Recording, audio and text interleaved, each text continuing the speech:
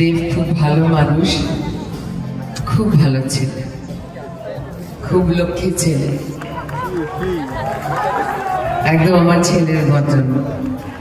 ওর অনেক উন্নতি হোক, অনেক ভালো, আরো অনেক অনেক অনেক বড় মা, জীবনে অনেক কিছু ভালো করবে।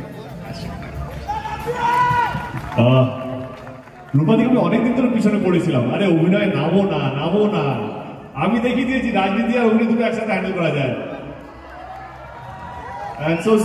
দেবাশিস দা, থ্যাংক ইউ সো মাচ।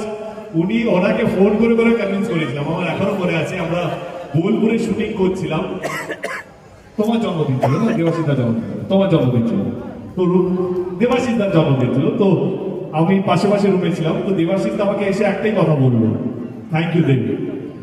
এই মানুষটা না এখন বাড়িতে পলিটিক্সে আমরা আলোচনা করছি, এসব দেখে লোকে চলে কে এখন কিভাবে আমাকে দেখতে সুন্দর লাগছে কিনা এটা আলোচনা করে। লোকটা বাঁচতেই ভুলে গেছিল কি দেবাশিস দা, তাই তো?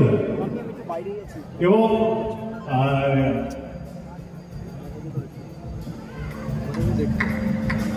So I am very happy that আমি